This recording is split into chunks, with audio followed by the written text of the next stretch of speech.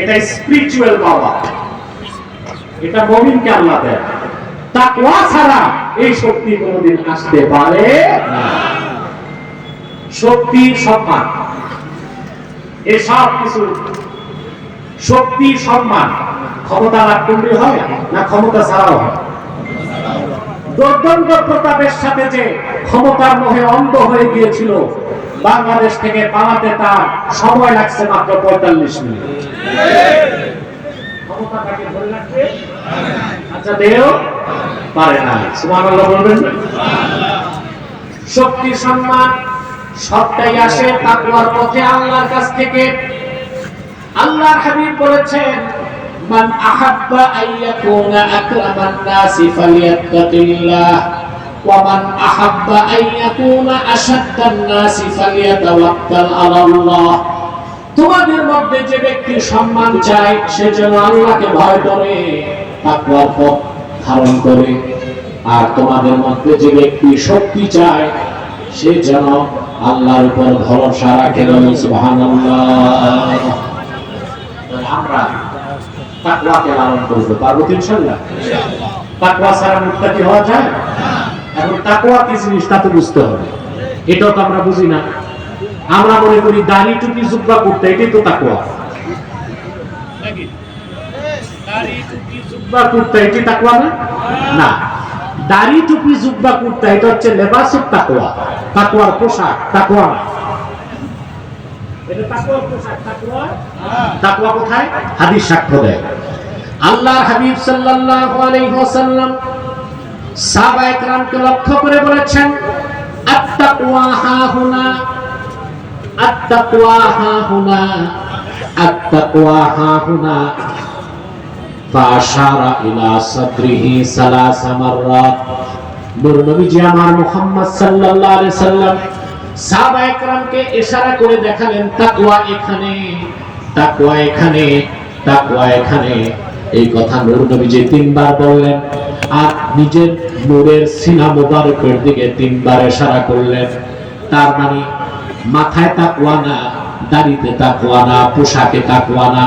প্রত্যেকটা মানুষের বাম বুকের 2 আঙ্গুল নিচে একটা গোশতের টুকরা আছে।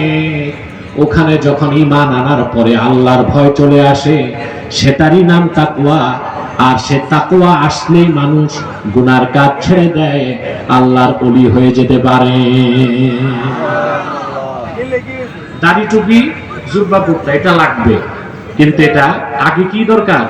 তাকওয়া, তারপরে তাকওয়ার পোশাক। ঠিক কি না?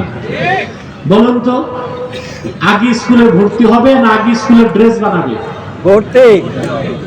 সেনাবাহিনীতে চাকরি আগে না ড্রেস আগে? চাকরি আগে। যার তাকওয়া নাই, দাড়ি টুপি জুব্বা করতে আছে, মানে ড্রেস আছে চাকরি নাই। ড্রেস আছে চাকরি নাই। আগে তাকওয়া, তারপরে তাকওয়ার পোশাক। এই তাকওয়া হচ্ছে মাখাফাতুল্লাহ, আল্লাহর ভয় অন্তরে লালন করা। আল্লাহকে যে ভয় পাবে, আল্লাহর ভয় অন্তরে থাকবে, সে কোনোদিন চুরি করবে না, ডাকাতি করবে না, পরে সম্পদ লুণ্ঠন করবে না, দুর্নীতি করবে না। ঠিক কিনা বলেন? বাংলাদেশের প্রিন্সিপাল ক্রাইসিস কি? জোরে বলেন, আরো জোরে। Corruption, corruption, only corruption. বাংলাদেশের মূল সমস্যা হচ্ছে দুর্নীতি। আগে যারা ছিল 2 লক্ষ কোটি টাকা বিদেশে পাচার করেছে, যে ঋণ করে রেখে গেছে তারা। আপনাদের প্রত্যেকটা মানুষের মাথা পিছু ঋণ হচ্ছে 1,07,000 টাকা। 1 লক্ষ, এই পরিমাণ তারা দুর্নীতি ঋণ করে গেছে। তারপর তারা চলে গেছে, নতুন সেটআপ বসছে। এখন কি দুর্নীতি নাই? আছে না বাড়ছে? আগে হচ্ছে সরাসরি স্থূল দৃষ্টিকোণ থেকে দুর্নীতি হয়েছে, আর এখন যিনি উনি তো চালাক, এখন হচ্ছে মাইক্রো ক্রেডিট সিস্টেমে। এখন হচ্ছে মাইক্রো ক্রেডিট সিস্টেমে হচ্ছে। আগে দুর্নীতির টাকা যেত বস্তায়, তারপর যেত ব্যাংকের চেকে। এখন বস্তাও না, চেকও না, এখন দুর্নীতির টাকা আসে ক্রিপ্টোকারেন্সিতে। কিসে আসে? ক্রিপ্টোকারেন্সিতে। অর্থাৎ এটা দেখা যায় না, এটা হাওয়া। এটা কি? হাওয়া। আপনার অ্যাকাউন্টে টাকা চলে আসবে ঠিকই, $10 বিলিয়ন আসবে, হাতেও ধরতে হবে না, ক্রিপ্টোকারেন্সিতে চলে আসবে।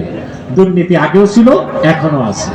যদি তাকওয়া ভিত্তিক রাজনীতি না হয়, সামনে যারা আসবে তাদেরকেও সিস্টেমের কারণে দুর্নীতিতে জড়াতেই হবে, ঠিক কিনা বলেন? তাহলে বাংলাদেশকে দুর্নীতি মুক্ত করার জন্য আমাদের প্রথম কাজই হচ্ছে, এই যে আমাদের ইঞ্জিনিয়ার সাহেব বললেন আমাদের কাজ কি হবে, আপনাদের প্রথম কাজ, যারাই ক্ষমতায় যাবে তাদের প্রথম কাজ হচ্ছে শিক্ষা ব্যবস্থাকে ইসলামাইজেশন করতে হবে। শিক্ষা ব্যবস্থাকে ইসলামী করতে হবে, অর্থাৎ ম্যাজিস্ট্রেট, ব্যারিস্টার, উকিল, জজ, আমলা, কামলা, সচিব যে যেভাবেই পড়বে ইসলামের মৌলিক জ্ঞানটা সে অর্জন করবে। প্রাইমারি থেকে বিশ্ববিদ্যালয় পর্যন্ত গোটা শিক্ষা ব্যবস্থাকে ইসলামাইজ করতে হবে, ইসলামীকরণ করতে হবে, ঠিক কিনা বলেন? তখন দুর্নীতিবাজ পাবেন? কথা বলেন। আপনি দুর্নীতি কি দিয়া বন্ধ করবেন? দুর্নীতি বন্ধ করতে দুদক, ঠিক কিনা? তো দুদকে যারা বসছে ওনারা কি মঙ্গল গ্রহ থেকে আসছে না এই বিশ্ববিদ্যালয়েরই প্রোডাকশন? কথা বলেন। ওনারা কিভাবে দুর্নীতি মুক্ত করবেন? চুরি, চামারি, দুর্নীতি, অশ্লীলতা, খারাপ কাজ থেকে বাঁচার জন্য আল্লাহর ভয় বা তাকওয়ার কোনো বিকল্প নাই। শিক্ষা ব্যবস্থা তাকওয়া ভিত্তিক হতে হবে, সংস্কৃতিটা তাকওয়া ভিত্তিক হতে হবে, ব্যবসাটা তাকওয়া ভিত্তিক যখন হবে সেই ব্যবসায় ভেজাল থাকবে না, চুরি থাকবে না, দুই নাম্বারি থাকবে না। রাজনীতি যখন তাকওয়া ভিত্তিক হবে সেই রাজনীতিটা পাওয়ার পলিটিক্স হবে না, জনগণের সেবা হবে। কেউ রাজনীতি সম্পদ চুরি করার জন্য রাজনীতি করবে না, কেউ ক্ষমতায় যাবে লুটপাট দুর্নীতির জন্য যাবে না, সে যাবে জনসেবার জন্য, আল্লাহর বান্দাদের খেদমতের জন্য, ঠিক কিনা বলেন? তো সবকিছুর মূলে তাকওয়া। মূলে কি? তাকওয়া। আমরা অনেক শিক্ষিত মানুষ দেশে পাচ্ছি, আমাদের দেশে সচিব, উপসচিব যারা যথেষ্ট যোগ্য, তারা বিসিএস ক্যাডার, অনেক পরীক্ষা নিরীক্ষার পর তাদেরকে নেওয়া হয়েছে, কিন্তু আমরা ভালো অফিসার পাই না। কারণ আমাদের দেশে যে পড়াশোনা, বিজ্ঞান আছে, ভূগোল আছে, অর্থনীতি, সমাজনীতি, রাষ্ট্রনীতি, জুলজি, বোটানি, কসমোলজি সব পড়ায়, শুধু ইসলামটাই পড়ায় না। বিগত 16 বছরের চেষ্টাই ছিল গোটা শিক্ষা ব্যবস্থাকে সেকুলার শিক্ষা করা।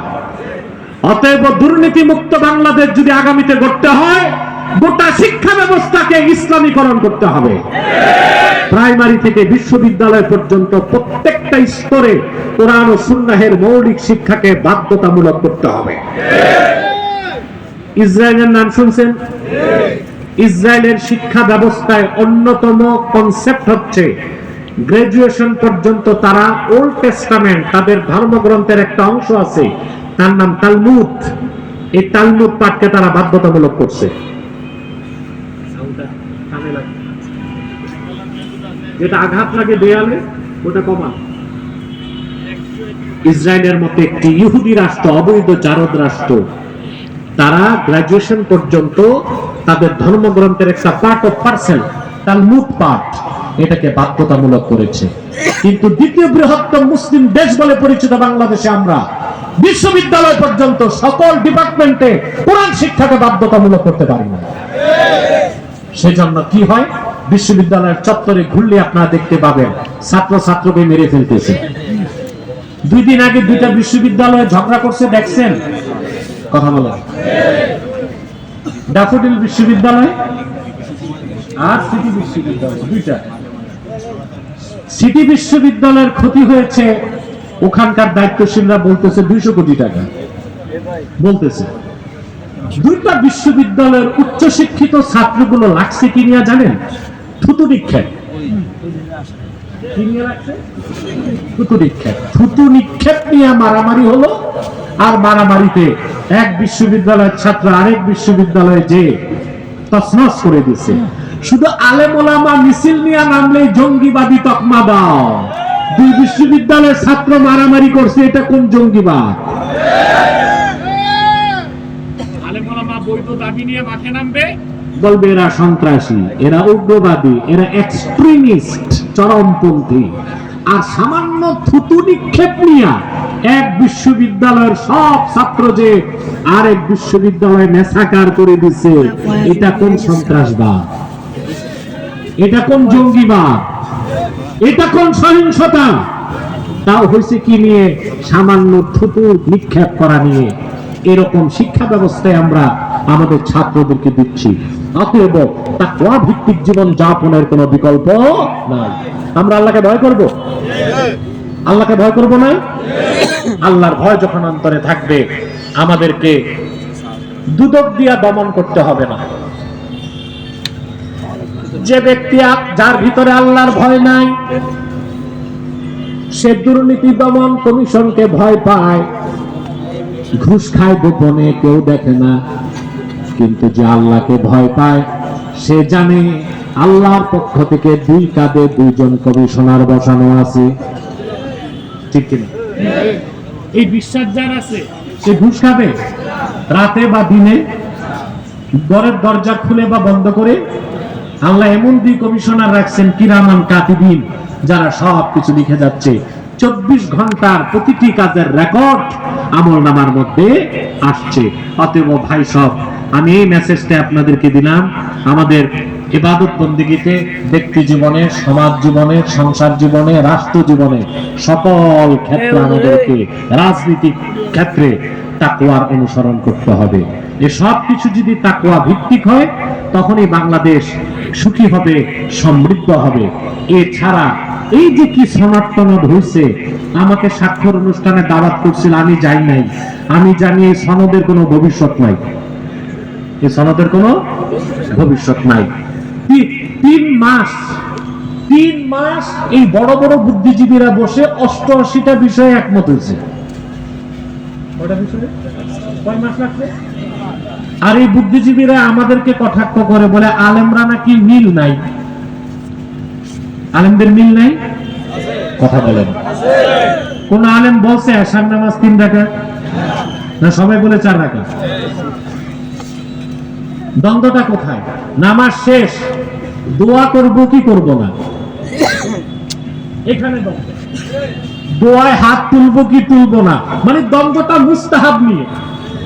মৌলিক ক্ষেত্রে আলেমদের কোনো দ্বন্দ্ব নাই। তোমরা সবাই তো গণতন্ত্রের পূজা করো, তাহলে গণতান্ত্রিক সংস্কার দেশ গঠনের ক্ষেত্রে 3টা মাস লাগলো 88টা বিষয়ে একমত হইতে। তো দ্বন্দ্ব তো সব তোমাদের মধ্যে। জিটা ঠিক মতো কইলা না, তাও আবার পয়েন্ট অফ ডিসেন্ট আছে অনেকগুলো। এরপর আবার দ্বন্দ্ব হচ্ছে গণভোট আগে না পরে, কখন হবে। এই সব কিছু দিয়ে কিছুই হবে না। প্রকৃত সংস্কার রাষ্ট্রের হবে যদি কোরআন সুন্নাহর আলোকে দেশটাকে আমরা গঠন করতে পারি। ঠিক কিনা বলেন? মনে করেন আপনি সনদ পাস হয়ে গেছে, গণভোটও হয়ে গেছে, তারপর সংবিধান অনুযায়ী 2/3 ভোট যারা পাবে, তারা যদি সনদ বাতিল করে, কথা বলেন পারে কিনা? 2/3 ভোট নিয়ে যারা ক্ষমতায় যাবে, তারা এই সনদকে বাতিল করে দিল, সব গেছে। ঠিক কিনা বলেন? মানুষ যে সনদ বানায়, সংবিধান বানায়, এটা বানানো যায়, কাটাও যায়, কিন্তু আল্লাহর কোরআন, এর কোনো পরিবর্তন নাই। সুবহানাল্লাহ বলবেন না? আমরা যে সনদ বানাই, সংবিধান বানাই, এটার একটা উদাহরণ আছে, দিব। এটা হচ্ছে হিন্দুরা মূর্তি বানায় না, তারপর মূর্তির ইবাদত করে, আবার এরাই মূর্তিগুলো নিয়ে নদীতে কি করে ফেলে দেয়। হযরত ওমর রাদিয়াল্লাহু তাআলা আনহু একদিন বসে আছেন, হঠাৎ হাসতেছেন। তো লোকজন জিজ্ঞেস করলো, হুজুর কথা নেই বার্তা নেই, হাসতেছেন কেন? হযরত ওমর বললেন, জাহিলি যুগে ইসলাম গ্রহণের আগে একটা কাজ করতাম আমরা, এটা মনে পড়ছে। বলে কি কাজ করতেন? বলে কুন্না নাসনাউ সানামান বিল আজওয়া সুম্মা নাআকুলুহু। হযরত ওমর বলেন, জাহিলি যুগে আমরা খেজুর দিয়ে মূর্তি বানাইতাম, মাটি দিয়ে না, কি দিয়ে? খেজুর দিয়ে মূর্তি বানাইতাম, সম্মান করতাম, চুমু খাইতাম, বুকে নিতাম, মাথায় নিতাম, বগলে নিতাম, ইজ্জত করতাম, ক্ষুধা লাগলে খেয়ে ফেলতাম। এখন খাইতে সমস্যা হইতো? কি দিয়ে বানানো হয়েছিল? আমরাই সংবিধান বানাই, আমরাই সনদ বানাই, আবার এই সংবিধান আমরাই 2/3 ভোট নিয়ে খেয়ে ফেলবো। কথা বলো। এই সব হচ্ছে আপনাদেরকে মানে ভুলের মধ্যে রাখা। আমাদের প্রকৃত সংস্কার সংবিধান হবে কোরআন সুন্নাহর আদর্শে নীতিতে আমরা যদি দেশ সমাজ ও রাষ্ট্র বানাতে পারি। বিদায় লগ্নে একটা কথা বলবো, তারপর আমি আপনাদের বিদায় দেবার চেষ্টা করব। দেখুন, ব্যক্তিগতভাবে প্রত্যেক প্র্যাকটিসিং মুসলিম খেলাফত চায়, কিন্তু খেলাফত রাষ্ট্র প্রতিষ্ঠিত হবার আগ পর্যন্ত আমরা কি একটা সমাজ বানাতে পারি না? কথা বলে না, একটা ইসলামী সমাজ বানাতে পারি না? দেখেন, রাষ্ট্রবিজ্ঞানে একটা কথা আছে, society is great than state. রাষ্ট্র থেকে সমাজ বড়। রাষ্ট্র থেকে আমরা এই প্রজন্ম যদি একটা ইসলামী সমাজ বানায় দেই, আগামী প্রজন্ম বাংলাদেশকে ইসলামী রাষ্ট্র বানায় দেবে ইনশাআল্লাহ। আমি কেমনে বানাবো? আমাদেরকে নেতা নির্বাচন করতে হবে। আপনি কোন না কোন একটা দল করেন না? এখন আমি যদি সারাদিন বুঝাই, আপনি আপনার দল ছাড়া অন্য দলকে ভোট দিবেন? কথা বলেন। আপনি যেই দলে ভোট দিবেন ওই দলে কি কিছু ভালো মানুষ নাই? ইমানদার, নামাজি, দুর্নীতিমুক্ত? প্রত্যেক দলের মুসলমান যদি তার নিজ দলের প্রার্থী যাচাইয়ের ক্ষেত্রে এতটুকু খেয়াল রাখে, আমি যাকে ভোট দিচ্ছি সে বিশ্বাসী কিনা, আমি যাকে ভোট দিচ্ছি সে দুর্নীতিমুক্ত কিনা, আমি যাকে ভোট দিচ্ছি সে ভালো মানুষ কিনা, প্রত্যেক দলের মুসলমান যদি তার দলের ভালো মানুষগুলোকে এগিয়ে দিত, বাংলাদেশের সমাজ ব্যবস্থায় আমূল পরিবর্তন চলে আসতো। ঠিক কিনা বল? এটা খেয়াল রাখবো, আমরা খেয়াল রাখবো। বাকি আমাদের স্বপ্ন খেলাফা, আমরা দেখি বা না দেখি কোন একদিন তা বাংলাদেশে প্রতিষ্ঠিত হবেই।